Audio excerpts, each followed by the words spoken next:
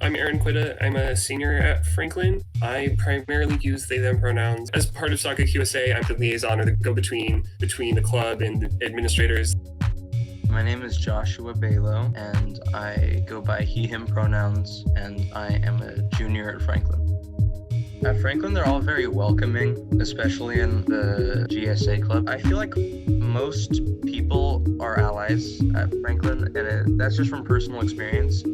Most people don't treat LGBT any different than anybody else.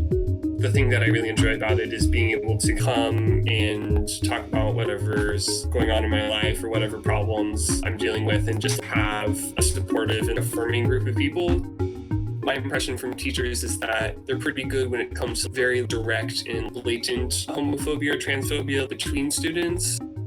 I haven't ever had a bad experience related to it. They haven't said anything that make me uncomfortable, and they haven't assumed anything about me. They all seem to be allies, honestly. I don't think the homophobes and transphobes feel welcome there, and that's why they don't express it. My general impression is that when it comes to being gay, there's a general idea that this is an okay thing. Through Saga QSA, organizing events where speakers come or present information, or there's a movie screening, usually around Halloween. Those are fun things to do as a community or as a group. I think it's a cool place. I enjoy being part of it. It's the only way that it consistently can connect with peers or friends, especially during online learning. Recently, the Saga QSA Discord got raided by about 10 people. And so what that meant is they came in, flooded the text channels with spam. Most of it was homophobic.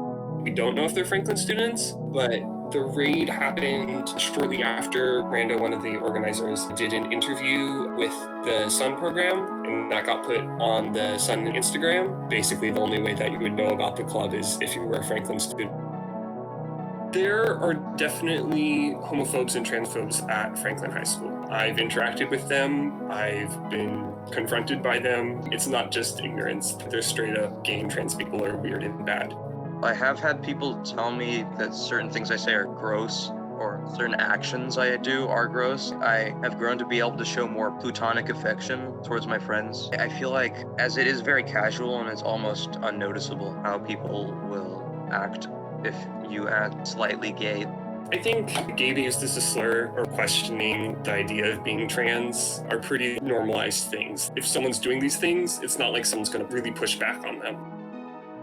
From the general community, when it comes to trans people not having that same personal experience, it makes it really hard to conceptualize what this means or why it might exist. And when it comes to gay people, uneasiness comes from they're just not used to it. And so when it becomes part of what's going on, they don't know how to handle that. Stop using the word gay as an insult. They don't seem to understand how hard that fucks people up. Things that might seem casual and just joking have an overall big effect on people. If you connect gay to an insult, or if you even say the F word, it stigmatizes the sexuality and it makes you feel like you're not welcome.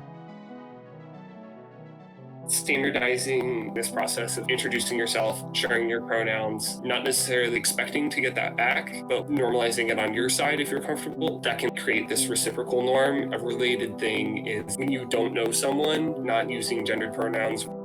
Should definitely identify themselves as allies and let it be known to their students that they're completely okay with all this stuff. A few teachers have done that, but some people do feel afraid of expressing themselves, not just in class, but around school hallways. I've been in contact with administrators for a while, and one of the things that I've been talking to them about is professional development. Professional development is this general term for when all of the staff of the school gather together and then someone presents information to them about something that they're required to know. And one of the things that I pointed them to is this service that's run by SMRC, which is called Bridge 13. They provide professional development to teachers, and in the Portland area, they do that for free. The general populace of teachers would benefit from a basic vocabulary and understanding because they don't have a firm understanding of what the concepts are or people's experiences, and so they feel uncomfortable taking action. Casual homophobia or transphobia between students in a classroom get addressed by teachers a lot of the time. I think giving teachers the tools and the training and the confidence to address and to intervene in those situations is something that teachers generally would benefit from.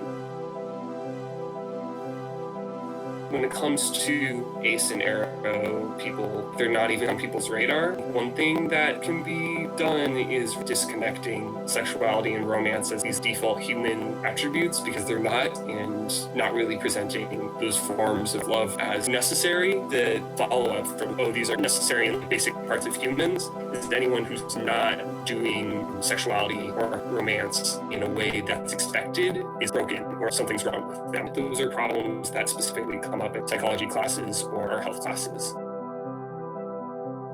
Technically, our health curriculum is inclusive, but it's inclusive in that it doesn't assume that you're straight, but it also doesn't talk about gay people, and it doesn't talk about ace people or arrow people. And so it just pretends that sexuality doesn't exist.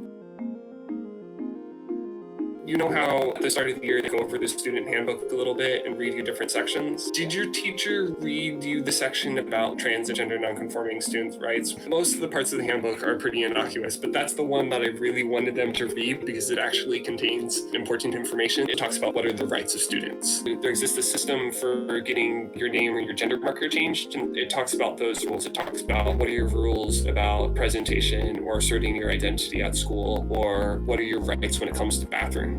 Those are things that when people come into Franklin, they don't know because no one tells them that. Really letting people know what their rights are would be an important first step from administrators.